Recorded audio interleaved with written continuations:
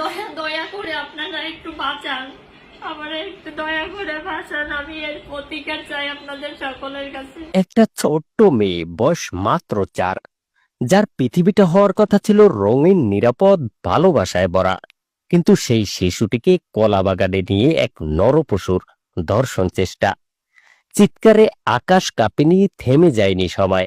অন্যায়ের বিরুদ্ধে দাঁড়ানোর সাহস নিয়ে তার মা যখন আশ্রয় নিলেন আদালতের, তখনও জিতে গেল টাকার ক্ষমতা, হারিয়ে গেল ন্যায়। সঠিক তথ্য দেয় নাই। আমি বারবার করে ফোন করছি, বারবার করে তার কাছে যাইয়ে নথি দেখানোর কথা বলছি, কেন সে নথি দেখে আমাকে তথ্য দিল না।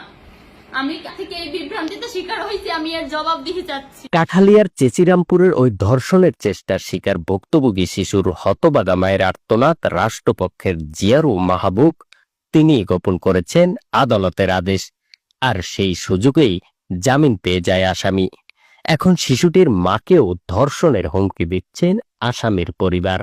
বিভিন্নভাবে ভয়ভীতি দেখাইছে, এখন আবার নতুন করে ভয়ভীতি দেখাচ্ছে যে এখন তোর মেয়েকে এরকম করছিস, যদি জেল থেকে বার করতে পারি আমার ছেলেকে, এরপরে হচ্ছে তোর কাছে পাঠাই দেব।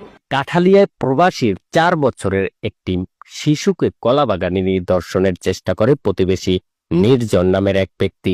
নির্জন শিকদার উপজেলার উত্তর চেচরি এলাকার বিপ্লব শিকদারের ছেলে। এই ঘৃণ্য ঘটনা ঘটে 4 মার্চ।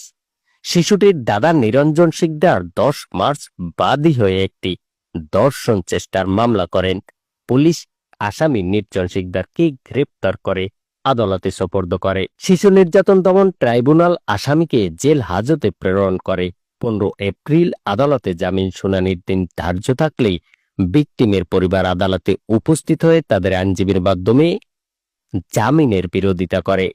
আদালত 30 এপ্রিল পুলিশ রিপোর্টের জন্য পরবর্তী দিন নির্ধারণ করে, কিন্তু 24 এপ্রিল ভিকটিমের মা দোলা মণ্ডল লোকমুখে জানতে পারে যে আসামি নির্জন 23 এপ্রিলই জামিন পেয়ে গেছেন। অথচ জিয়ারু মাহবুব হোসেন বাদীপক্ষকে জানিয়েছিলেন কোনো আদেশই হয়নি। দোলা মণ্ডল অভিযোগ করেন জিয়ারু মাহবুব তার কাছে একাধিকবার টাকা দাবি করেন। টাকা না দেওয়ায় তিনি আসামি পক্ষের সঙ্গে মিলে আদালতের আদেশ গোপন করেন এবং তাদের জামিনের বিরোধিতার সুযোগ দেননি। দেওয়া হয়েছে আমাদের যে জিয়ারু ছিল মাহবুব, তার কাছে আমরা বারবার করে 22 তারিখে আমরা গেছি এবং বারবার জিজ্ঞাসাবাদ করছি যে স্যার আমাদের তো 15 তারিখ যে শুনানি ছিল, তার জজের যে মানে বয়ান ছিল বা জজের যে